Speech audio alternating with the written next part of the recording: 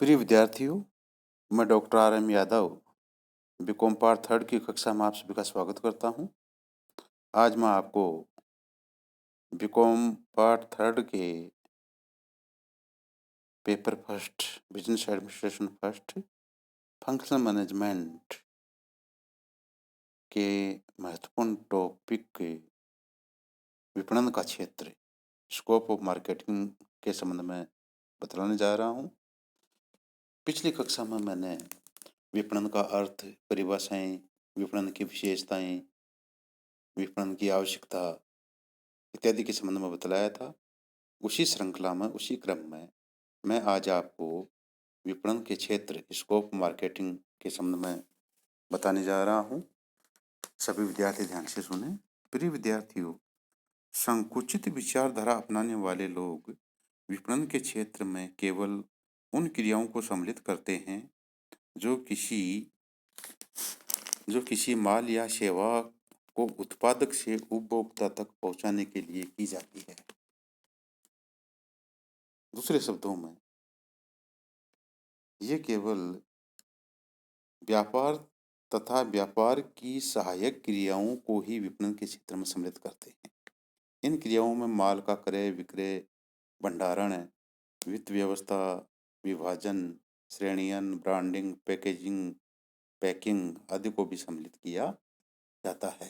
व्यापक विचारधारा अपनाने वाले विपणन के क्षेत्र को भी व्यापक समझते हैं एवं मानते हैं। वर्तमान युग में विपणन के क्षेत्र में क्रय विक्रय एवं उसकी सहायक क्रियाओं के अतिरिक्त अन्य कई क्रियाओं को भी सम्मिलित किया जाता है। संक्षेप में, आधुनिक विपणन के क्षेत्र में अनेक क्रियाओं को सम्मिलित किया जाता है, जिनमें प्रमुख है प्रथम, विपणन अनुसंधान, मार्केटिंग रिसर्च। विपणन के क्षेत्र में हम सर्वप्रथम विपणन अनुसंधान को रख सकते हैं। विपणन अनुसंधान से तात्पर्य विपणन संबंधी विभिन्न तथ्यों की खोज एवं विश्लेषण करना है, ताकि विपणन समस्याओं का समुचित समाधान किया जा सके। विपणन अनुसंधान आधुनिक विपणन का प्राथमिक कार्य है। इस कार्य के अंतर्गत न केवल बाजार का अध्ययन किया जाता है, बल्कि विद्यमान एवं संभाव्य सभी उपभोक्ताओं की इच्छाओं, रुचियों, क्रय प्रेरणाओं का अध्ययन किया जाता है। संक्षेप में, विपणन अनुसंधान में निम्नलिखित क्षेत्रों में अनुसंधान या शोध को सम्मिलित किया जाता है, जैसे बाजार अनुसंधान, विक्रय अनुसंधान, उत्पाद अनुसंधान, विज्ञापन अनुसंधान, विक्रय तकनीक एवं नीति अनुसंधान, निर्यात विपणन अनुसंधान, क्रय प्रेरणा अनुसंधान। इसके क्षेत्र में सेकंड जो महत्वपूर्ण टॉपिक है वो बाजार वर्गीकरण या विभक्तीकरण, मार्केट सेगमेंटेशन। विपणन के क्षेत्र में दूसरा कार्य बाजार वर्गीकरण या विभक्तीकरण करना है। इस कार्य के अंतर्गत संपूर्ण बाजार में विद्यमान एवं संभाव्य ग्राहकों का पता लगाया जाता है। तत्पश्चात उन्हें उनकी विशेषताओं, आवश्यकताओं, इच्छाओं, रुचियों के अनुसार समूह या वर्गों या उप बाजारों में वर्गीकृत किया जाता है। बाजारों का भौगोलिक आधार पर भी वर्गीकरण किया जाता है, ताकि भौगोलिक आधार पर विपणन व्यूह रचना तैयार की जा सके। व्यक्तिगत विशेषताओं के आधार पर ग्राहकों की आयु, आय, शिक्षा, परिवार के आकार, लिंग आदि के अनुसार वर्गीकृत किया जा सकता है। इसमें प्रत्येक संस्था अपने सभी प्रकार के ग्राहकों की आवश्यकताओं, रुचियों तथा इच्छाओं को आसानी से संतुष्ट कर सकती है। इसके क्षेत्र में तीसरा महत्वपूर्ण उत्पाद नीतियाँ, प्रोडक्ट पॉलिसीज। विपणन क्रियाओं में उत्पाद नीतियों का निर्धारण सम्मिलित है। उत्पाद नीतियों में उत्पादों की प्रकृति, किस्म, आकार, रंग रूप, डिजाइन, लेबल, पैकेजिंग इत्यादि संबंधी नीतियों को सम्मिलित किया जाता है। फोर्थ है मूल्य नीति, प्राइसिंग पॉलिसी। इस मूल्य नीति उत्पाद की सफलता को ही नहीं, बल्कि संपूर्ण संस्था की प्रतिस्पर्धात्मक स्थिति को भी प्रभावित करती है। अतः मूल्य निर्धारण विपणन के क्षेत्र की महत्वपूर्ण क्रिया है। मूल्य नीति कई बातों से प्रभावित होती है, जैसे वस्तु की किस्म तथा लागत, प्रतिस्पर्धी तथा स्थापना वस्तुओं का मूल्य, संस्था की एकाधिकारी या प्रतिस्पर्धात्मक स्थिति इत्यादि।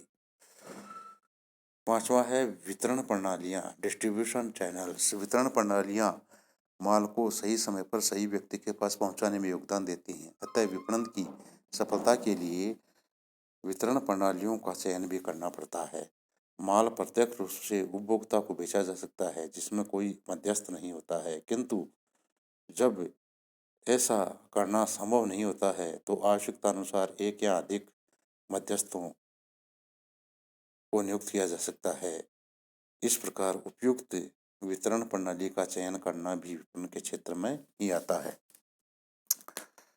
नेक्स्ट है संवर्धनात्मक मिश्रण का निर्धारण, डिटर्मिनेशनल प्रमोशनल मिक्स। विपणन में संवर्धनात्मक साधनों का उपयोग दिन प्रतिदिन बढ़ रहा है। इन साधनों में विज्ञापन, विक्रय संवर्धन, व्यक्तिगत विक्रय कला, प्रचार आदि को सम्मिलित किया जाता है। विज्ञापन एवं विक्रय संवर्धन के नए नए माध्यम या साधन भी विकसित हो रहे हैं। इनमें से किसी भी साधन या माध्यम को नकारना या छोड़ना संभव भी नहीं होता है। अतः विपणन विभाग को इन साधनों के उपयुक्त मिश्रण को निर्धारित करना पड़ता है ताकि संस्था का संवर्धनात्मक कार्यक्रम अधिक प्रभावी हो सके। 7वां पॉइंट इसके क्षेत्र का है विक्रय उपरांत सेवा, आफ्टर सेल सर्विस। आधुनिक विपणन की सफलता ग्राहक की संतुष्टि पर टिकी है। ग्राहक की संतुष्टि माल या सेवा प्राप्ति से ही नहीं हो पाती, बल्कि उस माल या सेवा को उपयोगिता पर भी निर्भर करती है। माल या सेवा को सदैव उपयोगी बनाए रखने के लिए उसके विक्रय के बाद भी निरंतर सेवा की आवश्यकता पड़ती है। इन सेवाओं में माल की मुफ्त मरम्मत, सफाई, देखभाल इत्यादि को सम्मिलित किया जाता है। अतः विक्रय उपरांत भी सभी सेवाएं विपणन के क्षेत्र में आती हैं। और विपणन के क्षेत्र में लास्ट पॉइंट है विनिमय संबंधी क्रियाएं, एक्टिविटीज रिलेटेड एक्सचेंज। माल के विनिमय संबंधी सभी क्रियाएं भी विपणन के क्षेत्र में सम्मिलित हैं। माल का क्रय विक्रय, भंडारण, वित्त व्यवस्था, जोखिम संवरण, माल का प्रमापीकरण एवं श्रेणीयन, वस्तुओं की पैकिंग एवं परिवहन आदि विनिमय क्रियाएं विपणन के क्षेत्र में सम्मिलित की जाती हैं। मैंने आज आपको विपणन के क्षेत्र में के संबंध में बतलाया। आप सभी ने मेरे को ध्यान से सुना, इसके लिए बहुत बहुत धन्यवाद। अगली कक्षा में मैं आपको विपणन अवधारणा का क्रमागत विकास के संदर्भ में बतलाऊंगा।